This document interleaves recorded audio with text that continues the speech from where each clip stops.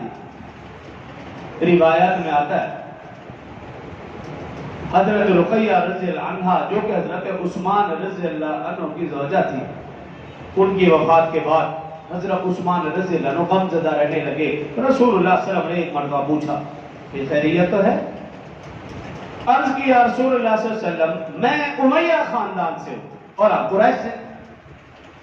میں امیہ خاندان میں سب سے پہلے اسلام قبول کرنے والا شخص ہوں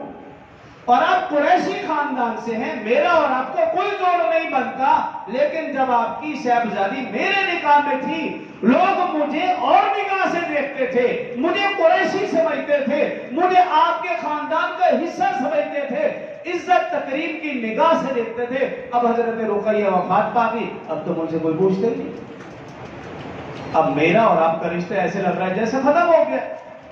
اب تو میری زندگی مجھے عجیرن معلوم ہونے لگی ہے۔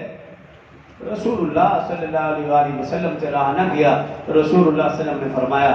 اگلے دن فرمایا رسول اللہ صلی اللہ علیہ وسلم نے بلایا عثمان کو، کہا اے عثمان کیا تو اس بات پر خوش نہیں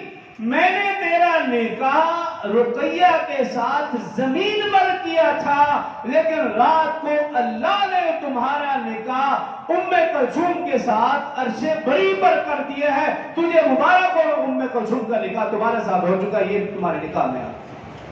رسول اللہ صلی اللہ علیہ وسلم کی دوسری بیٹی ام کلثوم حضرت عثمان کے نکاح میں یہ اعزاز ایسا ہے جو حضرت آدم سے لے کر حضرت محمد مصطفیٰ صلی اللہ علیہ وسلم تک کسی کو بھی یہ حاصل نہیں کہ کسی بھی نبی کی دو بیٹیاں یکے بعد دیگرے کسی کے نکاح میں آئی ہو۔ اگر یہ اعزاز حاصل ہے تو صرف حضرت عثمان رضی اللہ عنہ کو۔ روایات میں آتا ہے حضرت علی المرتضیٰ کنز الاعمال کے اندر بھی یہ روایت موجود ہے، شرح زرقانی کے اندر بھی یہ روایت موجود ہے۔ حضرت علی المرتضیٰ رضی اللہ عنہ سے کسی نے پوچھا، حضرت علی رضی اللہ عنہ سے کسی نے پوچھا کہ حضرت عثمان کی وہ خصوصیت بتائیں جو ان کے علاوہ کسی اور میں نہیں، تو حضرت علی رضی اللہ عنہ فرمایا یقال